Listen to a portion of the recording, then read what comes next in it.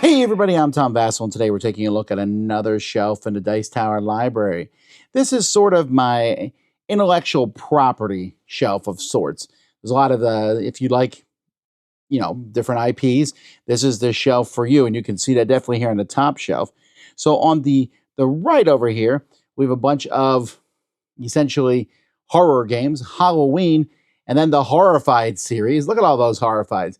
The original Horrified, D&D, American Monsters, Greek Monsters, and World of Monsters. Probably I won't add any more. If the new one comes out and it's really good, I'll get rid of probably Greek Monsters or something like that. Then you'll notice that I didn't mention this one, Terrified. Terrified is Horrified, but we put a veneer on it. We used some files on the internet, made a homebrew version that has Freddy and Jason. It's a lot of fun, and it's one of the reasons you come to our convention, because it's one of those things you won't find anywhere else. Then in next to that, we got Stranger Things, still in that horror theme. Then Jaws, which is sort of horror adventure. Then Back to the Future. And then Godzilla. And then next to Godzilla, we have the King of Tokyo games. So we have King of Monster Island, the cooperative one, which doesn't get played that much.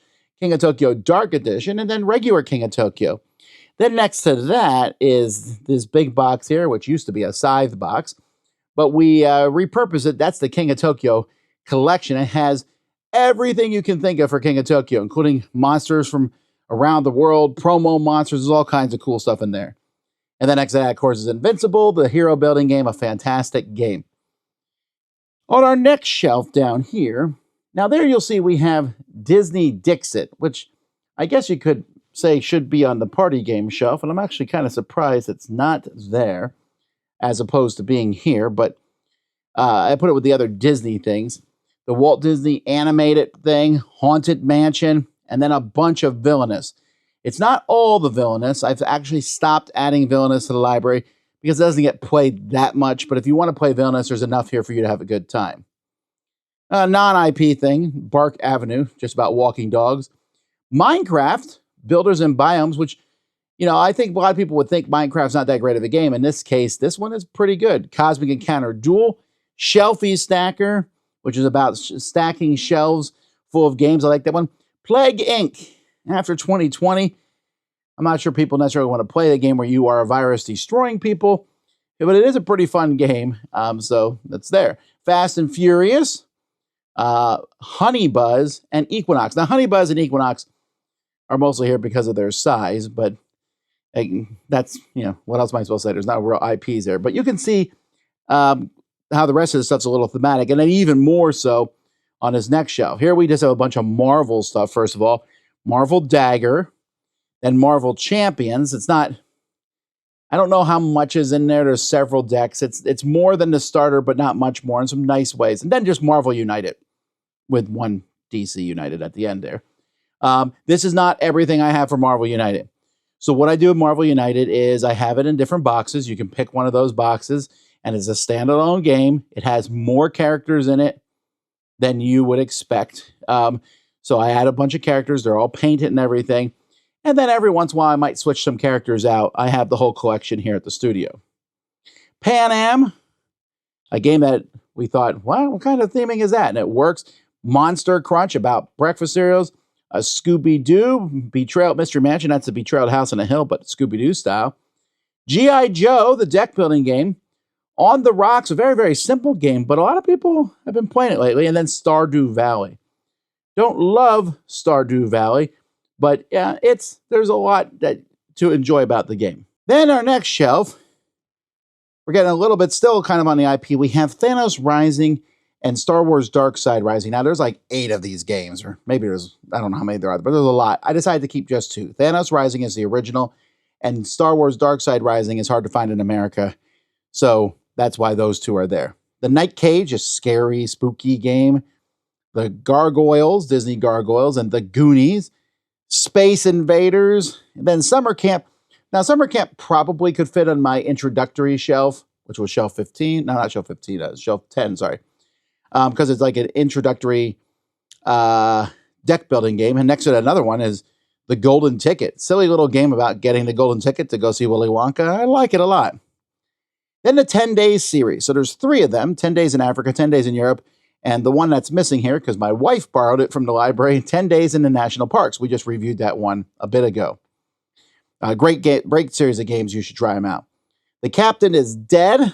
Now, they made several of those, AEG did, but I just figured one is good enough in the library.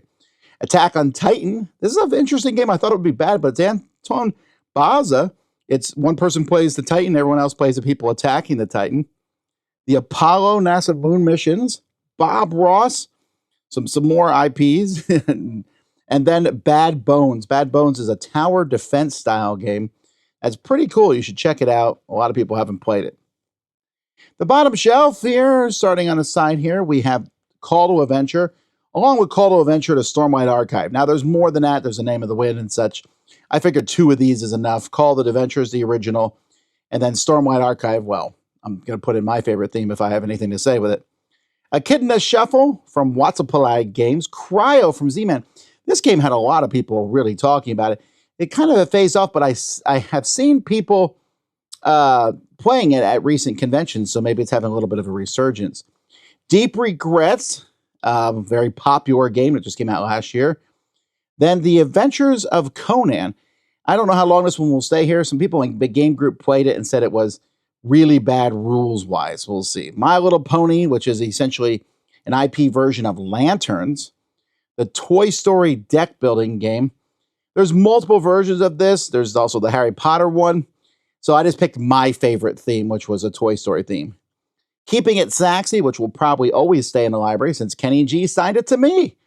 I think he probably just went down he just wrote a bunch of names like, hey, Tom, or whatever. But still, I thought it was kind of cool. Arkham Horror, the card game, which is kind of a game people play at home, but if you want to try it out, we have it in the library. Princess Bride. It's an adventure book game. There's several, well, there's at least 2 of them now. This is the one that's in the library. I Heart Manatees is a fun game about manatees. The Smurfs are in the library if you want to play a cooperative game about the Smurfs. Hello Kitty, A Day at the Park. I've not played that, but I heard it's pretty good. Santa's Workshop, a game about Christmas. And then Karuba, which really makes no sense having a shelf, but it fit in there box size wise. But like I said, this shelf is pretty much, intellectual properties all through and through. And if you like one of these games, there's a good chance you'll like the other ones here. My favorite game on each shelf, on the top shelf, I think it's very easy for me. That's Invincible. I think Invincible is such a fantastic game. On the second shelf here, of all the games here, probably Disney Dixit of all things. I think it's just a great party game, and the Disney version's fantastic. This shelf is easy. It's Marvel United. I love Marvel United. And then on the shelf below that, well, it's going to be the game that's not on the shelf, 10 Days in the National Parks. And then on the bottom shelf here, lots of different themes of which one would I like the best. I will say of this one, the Toy Story game. What's your favorite on each shelf? Let me know in the comments. Until next time, I'm Tom Vasel, and you've been enjoying another trip through the Dice Tower Library.